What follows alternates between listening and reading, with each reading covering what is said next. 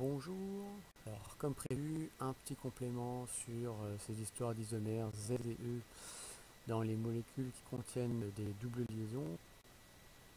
Je vous ai donc mis trois nouvelles molécules ici pour celles qui souhaitent vérifier qu'elles ont compris. Je rappelle la méthode à suivre. Il faut commencer par regarder d'un côté de la double liaison si on a le même groupement. Si ces deux groupements d'un côté de la double liaison sont identiques, de ce côté-là aussi. Si il y a au moins un côté de la double liaison où les deux groupements sont identiques, à ce moment-là, il n'y a pas de stéréoisomère. En revanche, si des deux côtés de la double liaison, de ce côté-ci et de ce côté-là, les deux morceaux sont différents, dans ce cas-là, il faut regarder si c'est un isomère Z ou E. Z si les deux gros morceaux sont l'un en face de l'autre, E s'ils sont opposés.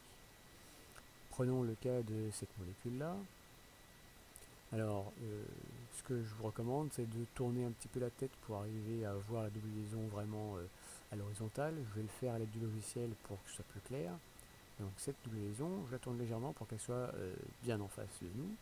Et donc, ça me permet de plus facilement parler de gauche, de droite, de haut, de bas, etc.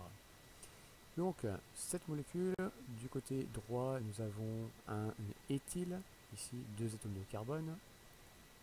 Ici, il n'y a rien d'écrit, mais je vous rappelle, un atome de carbone comporte forcément 4 liaisons, 2 ici, une troisième là, et donc, comme on le voit en se mettant ici, il y a un hydrogène qui est caché ici. Donc ici on a un hydrogène, ici un groupement éthyle, donc deux choses différentes. Donc peut-être qu'il y a un stéréoisomère à cette molécule. En revanche, de ce côté-ci, on a un groupement méthyle ici, un groupement méthyle là. C'est exactement pareil. Donc même si actuellement ce groupement-là éthyle, il est en face de celui-là, même s'il était en haut, il serait encore en face d'un éthyle. Donc ça ne change strictement rien qu'il soit en bas ou en haut. C'est pour ça qu'à chaque fois on a deux fois la même chose d'un côté de la double liaison, eh bien il n'y a pas de stéréoisomère. Donc je vais l'écrire. Alors je crois que je peux faire ça. Non, c'est pas ici, là. Non, c'est pas ça non plus. Je vais le faire autrement. Je vais ajouter un tableau blanc. Hop. Voilà. Donc ici, hop, hop, pas de stéréoisomère. Ensuite, cette molécule-là, même chose, je vais mettre la double liaison bien horizontale pour bien voir ce qui se passe. Donc si on prend le côté droit, on a ici deux atomes de carbone.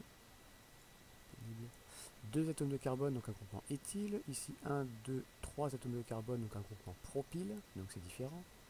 De ce côté-ci, on a un seul atome de carbone, donc un groupement méthyle. Ici, deux atomes de carbone, un groupement éthyle. Donc de ce côté-là, c'est deux choses différentes. De ce côté-là aussi. Donc, il y a un stéréoisomère à cette molécule-là. C'est-à-dire que si on inversait le stéréoisomère correspondant, ça consiste à mettre cette partie-là en haut et cette partie-là en bas, ou alors de ce côté-là, peu importe, on inverse un de côté du bas vers le haut, c'est la molécule correspondant à l'autre stéréoisomère. Pour déterminer si c'est un stéréoisomère E ou Z, on cherche quels sont les plus gros morceaux de chaque côté. Du côté droit, c'est le propyle. Du côté gauche, c'est l'éthyle. Ils sont en opposition l'un par rapport à l'autre. Ils ne sont pas du même côté, tous les deux en bas ou tous les deux en haut. Il y en a un en bas, un en haut. Donc, c'est un E. Je vous l'écris, hop. Voilà.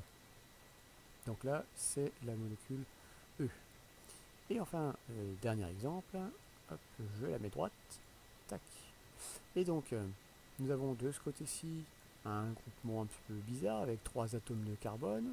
C'est pas exactement un propyle, peu importe. Et ici, nous avons un atome d'hydrogène. De ce côté-là, nous avons un atome d'hydrogène, un autre atome d'hydrogène. C'est parfaitement identique. Donc il n'y a pas de stéréoisomère pour cette molécule. Voilà, à pas. J'espère qu'avec cet exemple supplémentaire, c'est un peu plus clair pour vous.